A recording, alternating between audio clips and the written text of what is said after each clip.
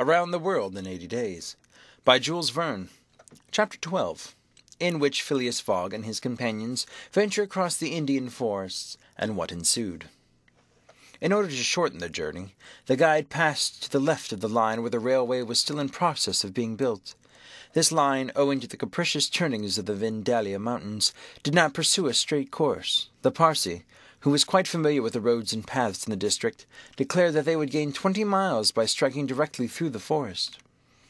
Phileas Fogg and Sir Francis Cromarty, plunged to the neck of the peculiar howdahs provided for them, were horribly jostled by the swift trotting of the elephant, spurred on as he was by the skilful Parsee.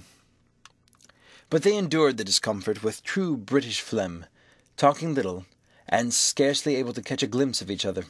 As for Passepartout, who was mounted on the beast's back, and received the direct force of each concussion as he trod along, he was very careful, in accordance with his master's advice, to keep his tongue from between his teeth, as it would otherwise have been bitten off.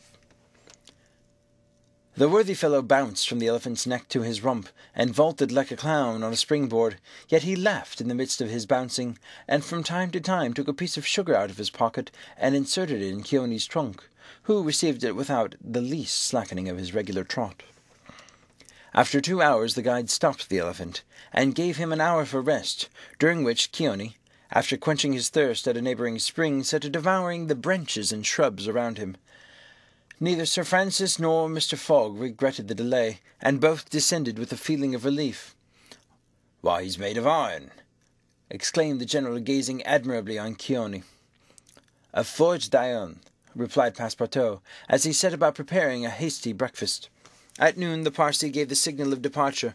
The country soon presented a very savage aspect. Copses of dates and dwarf palms succeeded the dense forests, then vast dry plains dotted with scanty shrubs, and sown with great blocks of siennet. All this portion of Bundelkund, which is little frequented by travellers, is inhabited by a fanatical population, hardened in the most horrible practices of the Hindu faith. The English have not yet begun to secure a complete dominion over this territory, which is subjected to the influence of Rajas, who it is almost impossible to reach in their inaccessible mountain fastness.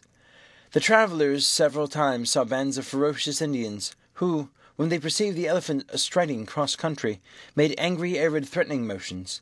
The Parsee avoided them as much as possible. Few animals were observed on the route. Even the monkeys hurried from their path with contortions and grimaces which convulsed Passepartout with laughter. In the midst of his gaiety, however, one thought troubled the worthy servant. What would Mr. Fogg do with the elephant when he got to Allahabad? Would he carry it on with him? Impossible.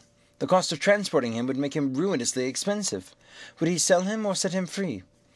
The estimable beast certainly deserves some consideration.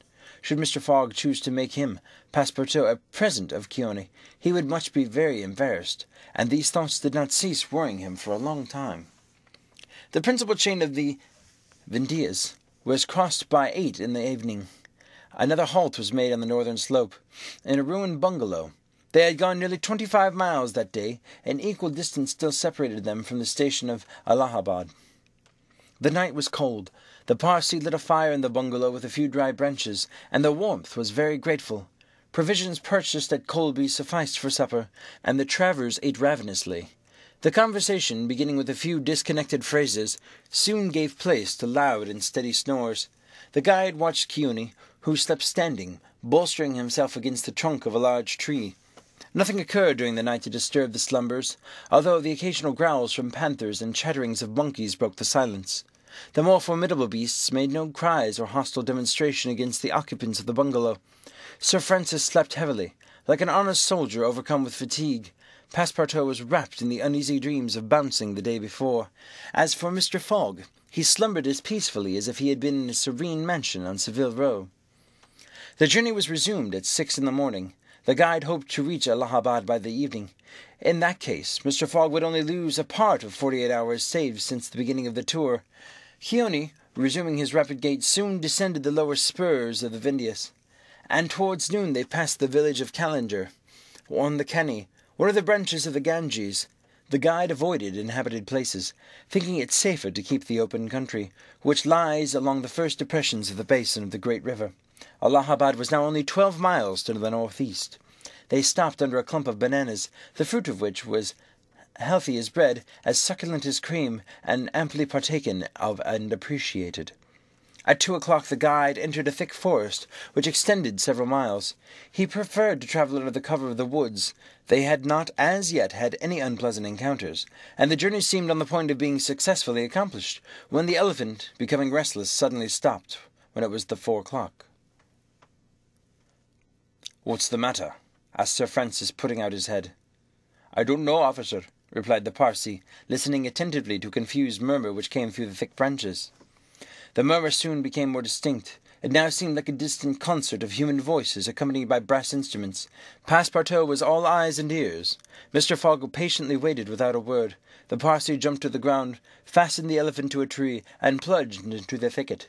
He soon returned, saying, "A procession of Brahmins is coming this way. We must prevent their seeing us if possible." The guide unloosed the elephant and led him